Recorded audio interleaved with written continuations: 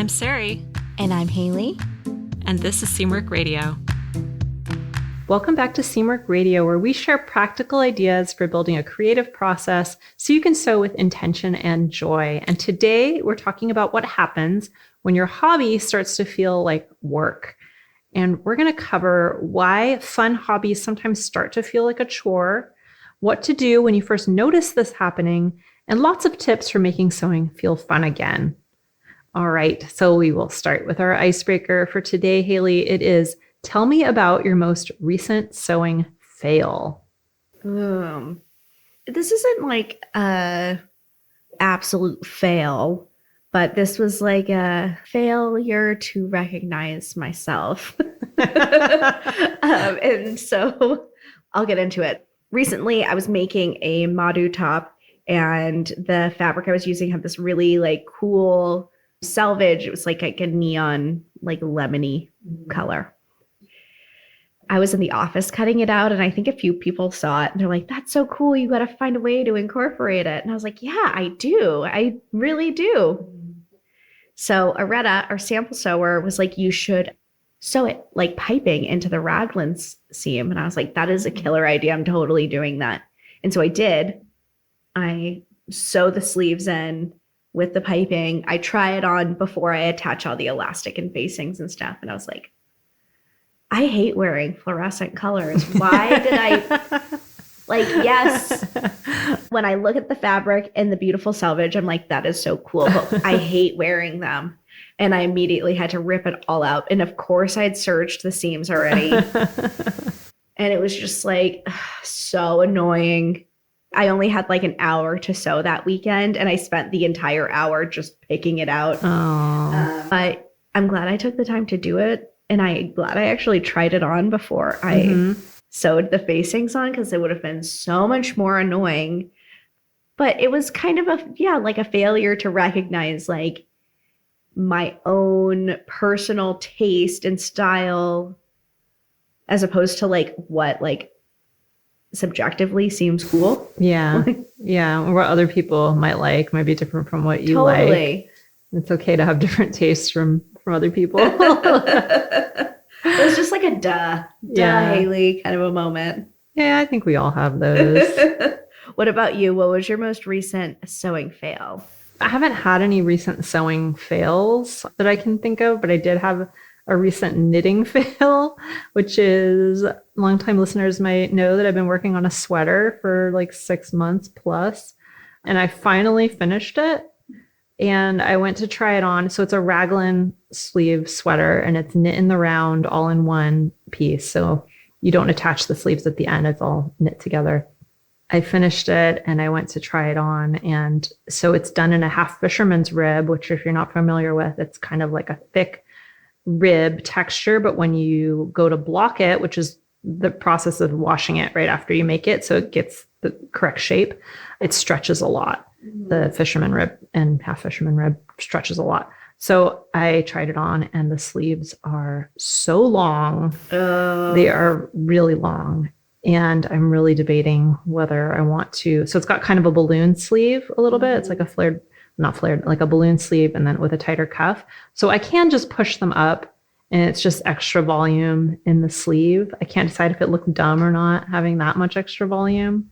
So I don't know whether I want to rip it out, because the sleeves are shaped. So I'd have to rip them out like halfway up the arm again. And I don't know if I really want to do that. So I'm just kind of like, it's just sitting there. I haven't even worn it yet. And it's really pretty. Like the color's beautiful. The wool is beautiful. And I'm just sort of like, ugh, what do I do now? Wear it tomorrow and then decide. Yeah, maybe I will. It's going to be cold tomorrow. I could wear it. Yeah, so I don't feel great about that, but I'll figure it out one way or another. Yeah. Well, that was a little bit of a bummer, but But you know what? I'd like to acknowledge that our sewing fails were raglan sleeve themed. Yeah. Not to discourage anyone from sewing a raglan sleeve, but also that both of our fails have solutions. They do have Whether solutions. we like the solutions or not, Yeah. they do have solutions. Thank you for the positive spin, Haley. And that's why sewing is cool, because there's usually a solution. Yeah. Well, if you have an icebreaker for a future episode, whether it's a depressing one or not, you can leave it for us. If you're a member, just go to seamwork.com/go/icebreakers and leave it there. And we'll probably use it on a future episode because we love hearing your icebreakers. All right. So we're going to talk about this topic for today of when your hobby starts to feel like work, which is something that I definitely struggle with and have a lot to say about. So I'm excited to talk about this today. With any new hobby that you fall in love with, there's this honeymoon phase, and you really see everything through these kind of rose-tinted glasses, and everything feels fun and fresh. But the longer you do a hobby, the easier it is to treat it like it's your job and lose the joy in making your projects. And it all just feels kind of like something you should be doing, or it's just something you do rather than something that really brings you a lot of joy. And I think we can both speak to this because both Haley and I love sewing and are very passionate about it, but it's also our literal jobs. Yep. We do it for work. We think about it all the time. We're working on it all the time. That kind of brings a whole different lens to it. But I think even if sewing is completely unrelated to your job, because it is a creative hobby and all creative hobbies require some amount of work, I think this can affect everybody. So has this happened to you, Haley? Do you feel like sometimes sewing just feels like work? Oh, for sure. And I think that's like natural, whether or not sewing is your actual work or not. But I think when you have a career that is in sewing, it's definitely prone to happen. And I've kind of accepted it as just a thing that happens in my life that I kind of like cycle in and out of. Try not to have too much judgment about it. What about you? Has it happened to you? Oh, yeah, definitely. So I think it's really interesting because for me, in terms of doing it for a very long time, I did not actually sew for work.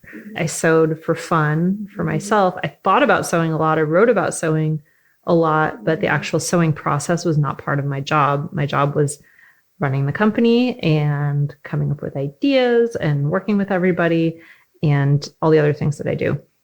But in the last year or so, I've been spending more time on our YouTube channel, making videos for that. And especially lately, I'm doing a lot of sewing projects for the YouTube channel, which means actually like documenting my sewing at home. And so sewing has become part of my job again.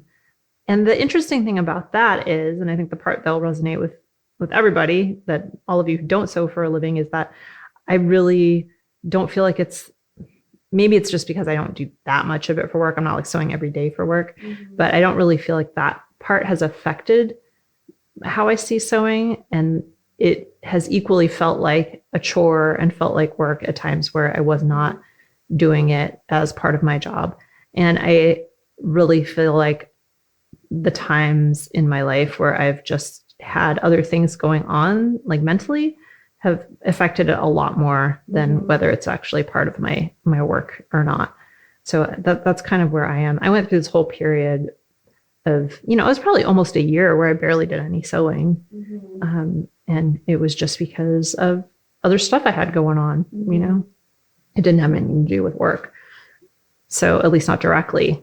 And I mean, it might have in terms of just being busy and that kind of thing, but that's kind of how it is for me anyway. Yeah, I find that it's more likely to drain my creative energy if I'm working on things that I'm not necessarily really excited about in my work. So an example of that would be like when I was teaching sewing and I would like teach a pajama pants class like every single week. And I'm like, I'm sewing all the time, but I'm like sewing something that's not very exciting to me.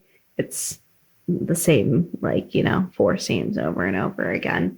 And I felt like that dragged down my creativity more. But when I'm working on, when my work is projects that I'm like creatively excited about and projects that I had like a hand in choosing, they weren't like dictated to me. I think that helps a lot too. That's kind of something I've noticed in myself. That's a really good point, because one of the things I've noticed is that I'm more excited about sewing when I'm really excited about other hobbies as well. And I think they do kind of feed off each other. So when I'm finding the time, and I think there are a lot of factors in here, like typically this is because I have more time to do them. So I'm not feeling as stressed out. But if I'm really excited about my other hobbies, like writing and knitting, for example, gardening, all the other things that I like to do, there's like this carryover effect where everything feels full of possibilities. And I think there's a lot of creative cross-fertilization with ideas as well. So I think that's a really interesting point too. So what are some of the symptoms that you experience when you have started to kind of like workify your hobbies? This is something that I experience a lot. And I write about this in my personal newsletter quite a bit. I do have a tendency to turn everything into a to-do list and really should myself a lot. I linked this article in my newsletter this week. You're probably listening to this a few weeks in the future, but that was called something about the downsides of self-discipline. And I am a very self-disciplined person. And I think there are a lot of downsides to that. And I think one of them is just being very internally regimented and harsh with yourself.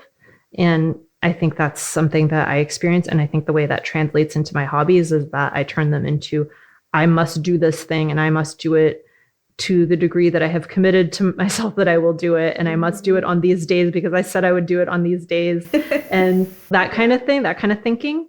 And when I start to notice that, I have to pull back and like consciously think, okay, there's this part of me that's really pushing me really hard, but there are other parts of me that recognize that this is a problem and that I don't need to behave this way. Totally. What about you? I mean, I think that the symptoms for me are just kind of like a general boredom or apathy towards my hobby. I tend to just like avoid it or I think like, in its simplest form, that's really what's happening when I'm turning it into a chore instead of like the joy that it should be. Yeah, that's another one. I feel that too. I start to avoid things that I normally enjoy when I start to get like that. So it's like this weird, I don't know, the double-sided. It's like on one hand, I'm like chastising myself into doing it. And on the other hand, I'm like avoiding it. Yeah, totally. There's no winning. Have you done anything in your day-to-day at work or otherwise to prevent sewing from feeling like a to-do for your job? Yes, I do think that there are things that I do. It's really important to me that I keep enjoying it. It's really important to me that I enjoy the process of doing it for work. So for example, this is mainly in the context of making videos right now, because that's when I do it for work. And it's really important to me that that still feels fun. And the good thing is I love making videos. I think it's really fun and really creative. So that part of it is there's a natural fit there. But at the same time, I try to be really conscientious about it becoming like not fun. So I make sure that even though we have kind of a schedule for the videos, we keep it pretty loose. We can kind of shift things around really easily. So I don't have these hard deadlines where I have to get this project done by this certain date so we can put it up on YouTube. You know, It's more like, I'm going to do these projects in the next couple months and we'll fit them in where we fit them in. And it relieves a lot of pressure. Yeah.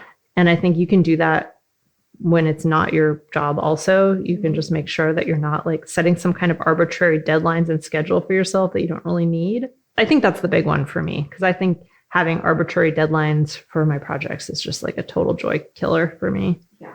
What about you?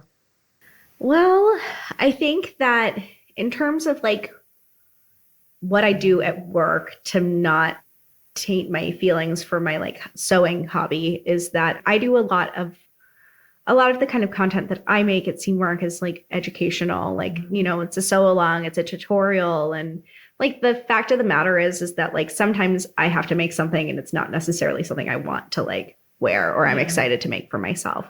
And I try to be like really real with myself about that. So if I'm like not super, if I don't need that garment in my life, then I make sure that I'm just making it in like the smallest size. So it's taking up the least amount of fabric and resources. Or I make it for like the sample closet that a model can wear. I try not to have this like expectation that I'm making it for myself and I have to love it. I do that sometimes, but I feel like that really helps with creating that like division and that balance on like like another thing that I do that I think may be more applicable to a lot of listeners is that I have kind of like a different ritual for when I'm sewing for myself at home. I'm like a lot slower and more intentional about it. I'll put on like a show or play music. I try to make it into this like fun sensory experience and do everything I can to not treat it like work. And that really, really helps me. I totally agree with that. That's so important.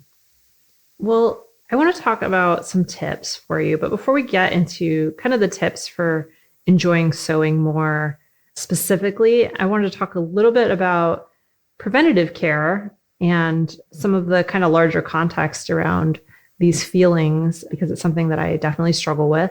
And I think it's just important to recognize when you start to feel this way. So if you are starting to feel like, sometimes it's just, okay, sewing kind of feels like a chore right now and I don't really want to do it. And that's fine. Like we go through periods and maybe just don't do it for a while. Like that's easy. Mm-hmm. But sometimes it's part of a larger issue where you just don't feel like doing anything that you enjoy. And I go through that from time to time. And it's usually because there's a sign of something else, or it's a sign of something else that I'm struggling with.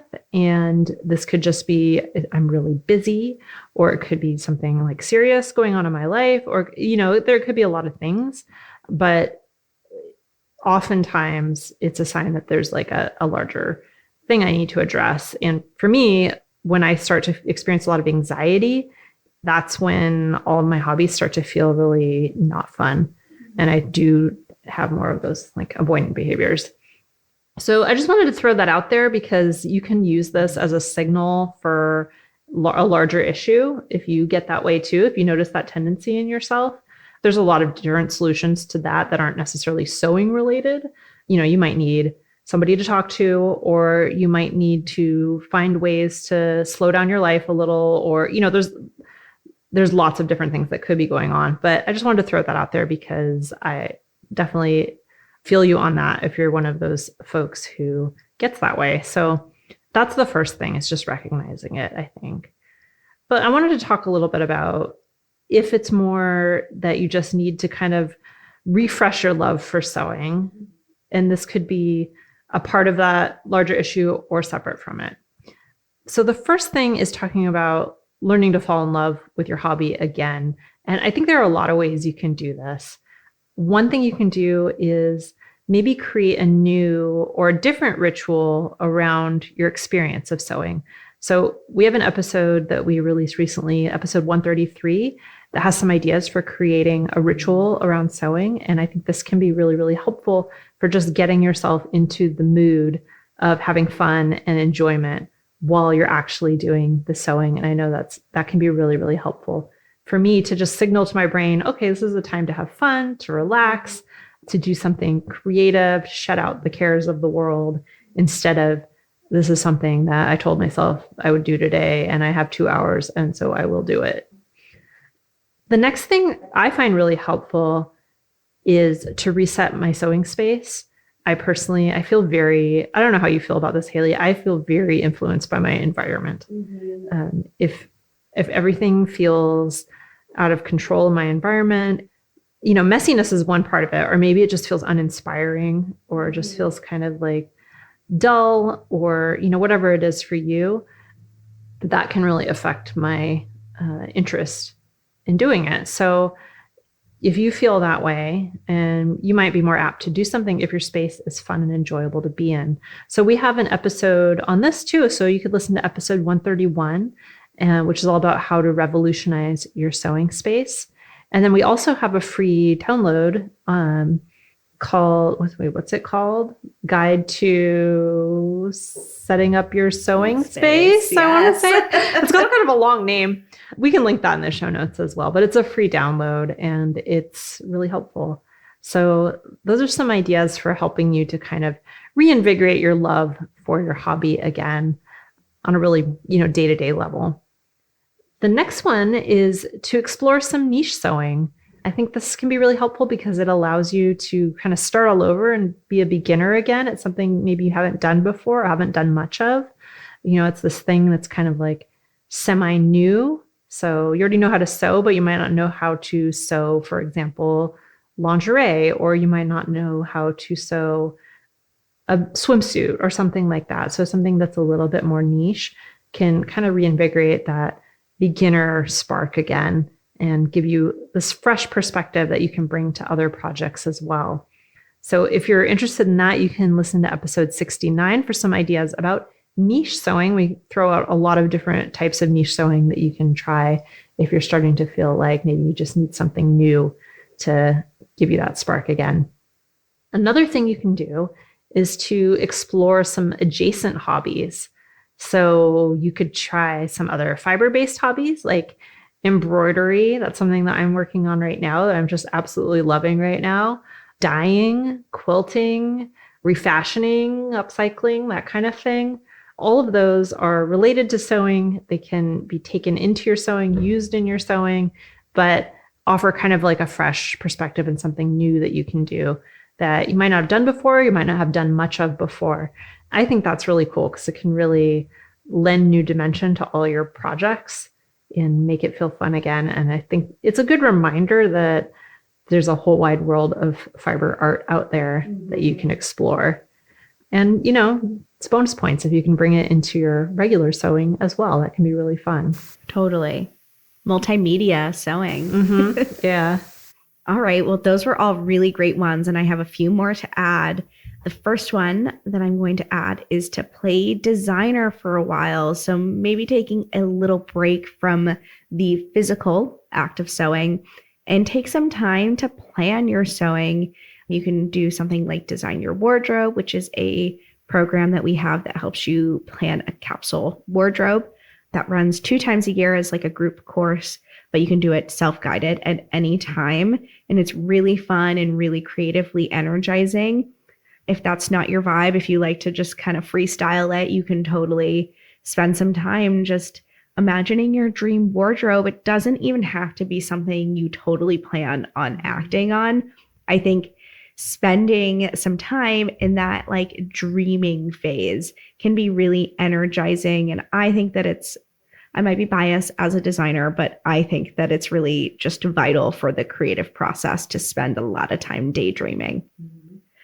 And creating an exciting new plan for yourself might make you feel a little bit more inspired to get going on your next sewing project and make it feel a little less like a chore. The next idea is to treat yourself to something special. It could be a class or a group experience. It could be a new tool if you're like feeling like a big spender. It could be a new machine. You don't have to be a big spender. You go to the thrift store, you get yourself a machine or get yours tuned up. It could even be a really nice cut of fabric.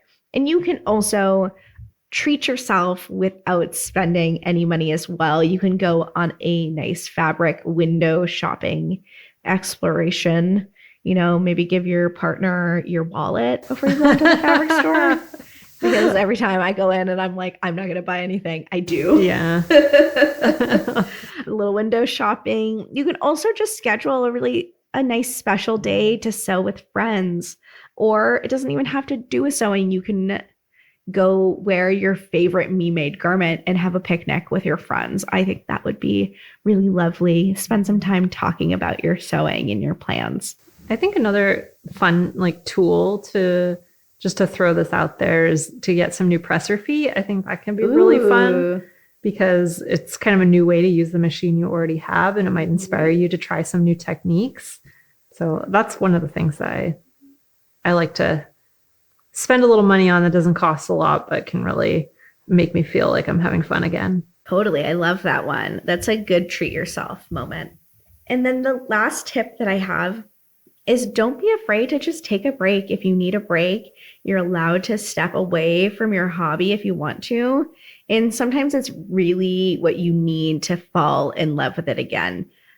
One tip I have is to be intentional about your break. So you can put a time limit on it, or you can set a goal or do something else. Like gardening could be like a exercise class. It can be to finish a book. And then that gives you a way to kind of like a limit so that you know in the future you're going to come back to it. And even if you're not feeling totally ready, I would like encourage you to, if you've given it a month, maybe test the waters. Maybe sew something tried and true, or make something simple for your house that just is really low stakes, and just see how it makes you feel. I think that's a good one too. Just when it comes to taking a break, is maybe focusing on maybe make some pillows, or make a little zipper pouch, or some organizational stuff for your house, or some tea towels. Those are the kinds of projects I tend to put off because they seem too simple. But it can be when you're not really feeling it, like you just don't feel like putting a lot of work into something or a lot of energy into something. Those can be the perfect projects. That's me and scrunchies. Mm-hmm. Go watch my scrunchie video. It's really good. It's a good scrunchie video. Yeah, it's a good way to use scraps too. Totally. All right. Well, I'm going to recap the tips for you today before we sign off. So the tips that we had for you today, if your hobby is starting to feel like kind of a chore, first of all is the preventative care and recognizing when you're starting to feel that way, and maybe just investigating if that's something that's a symptom of a problem that you're having rather than the problem itself. It might not have anything to do with sewing. It might just be that you are too busy right now, or, whatever is going on in your life. That's something to just maybe be aware of. I find that to be a really good signal for me. The next tip is to learn to fall in love with your hobby again. Maybe create a new space around it or a new ritual around it. I think those are both really good techniques for making it fun for yourself again. Exploring niche sewing so you can feel like a beginner again. Exploring adjacent hobbies so you can bring something new to your sewing. Play designer for a while, work on daydreaming and planning instead of actually doing the work of sewing for a little bit. Treat yourself to something special like a new tool or a class or some nice fabric or some time with friends to sew. And those things can help reinvigorate you. And to take a break when you feel like you need it. There's nothing wrong with taking a little bit of a break and coming back when you're ready. So those are our tips for you today. If you're starting to feel like sewing or any other hobby or anything else that you normally enjoy in your life is starting to feel like just one more thing you're supposed to be doing. So what's your big takeaway from this one, Haley? Ooh, I think my big takeaway is kind of an acknowledgement of how far I've come in this. This used to be a real pain point for me in my life. And I think that as of now, that is subject to change, that it's something that I have like a healthier relationship with. And all of these tips we listed are like tools that I have in my toolbox that I actively use to make sure that my time sewing is just spent joyfully. Yeah, that's a good one. I think for me, my big takeaway, and I think this comes through in a lot of the tips, is just to be gentle with yourself. And when you notice yourself putting pressure on yourself for, various reasons, then to use that as a time to, just step back and remember the things that you enjoy in your life and why you enjoy them, and to return to that. And there are various techniques to do that. But I think the first step is always going to be recognition and the importance of doing things just for the fun of it and just because you love it. So that's my big takeaway. All right. Well, Haley mentioned design your wardrobe. And one of the things that I think is really helpful when people do design your wardrobe is to really think about their personal style. And we have a style workshop, which is a free PDF that walks you through 10 different exercises to help you identify your core style. And it's free for Seamwork members. And it's a really great process to go through before you tackle design your wardrobe or any other wardrobe planning process that you use. Again, it's free for all Seamwork members. And if you want to join Seamwork, remember that podcast listeners get 50% off an unlimited membership at seamwork.com/go/podcast50. And if you liked this episode, please leave us a review. We would love that. We have a review today we wanted to share from So in Love 53, who says, inspired. And she said, great tips and tricks that inspire me to build a capsule wardrobe. Thanks for the awesome content. So thank you so much for writing that. And if you would like to leave us a review and a 5-star rating or a 5-star rating, you don't have to leave us a review. We would love that. You can do that on your podcast platform of choice, whether that's Apple Podcasts or Stitcher or Spotify or wherever you happen to be listening to this right now. It really helps other people to discover the podcast, and we want to keep making it. So please leave us a review. All right. And you can also follow us on YouTube at Seamwork Video. We love making videos over there. Haley and I are in almost all the videos that you'll see posted up there, and it's a lot of fun to make them. And I think hopefully a lot of fun to watch them too. So you can find that at Seamwork Video. You can follow us on Instagram at Seamwork. And if you'd like to join Seamwork and become part of our private community, plus get access to hundreds of sewing patterns and dozens of sew-along classes, podcast listeners get a 50% off lifetime discount when you join at seamwork.com/go/podcast50. So again, that's seamwork.com/go/podcast50. And that's it for us this week. I'm Sarai. And I'm Haley. And this is Seamwork Radio. Seamwork Radio is brought to you by the team at Seamwork. Seamwork's an online community that supports you in creating a wardrobe that feels right for you. When you join us at Seamwork, you become part of our private community of makers, and you also get access to monthly sew-along classes, a library of over 200 sewing patterns, and tons of great resources to help guide you through the sewing adventure that you choose. Podcast listeners can get half off a Seamwork Unlimited membership, which means you can download as many of those 200 plus patterns as you want at any time, and our community will be there to guide and support you. If you'd like to join us for half off, just visit seamwork.com/go/podcast50. You can also find us on Instagram at Seamwork, or visit our YouTube channel, which is called Seamwork Video. We love hearing from you, so let us know if there's a topic or a personal story that you'd like us to cover. Thanks for listening to Seamwork Radio.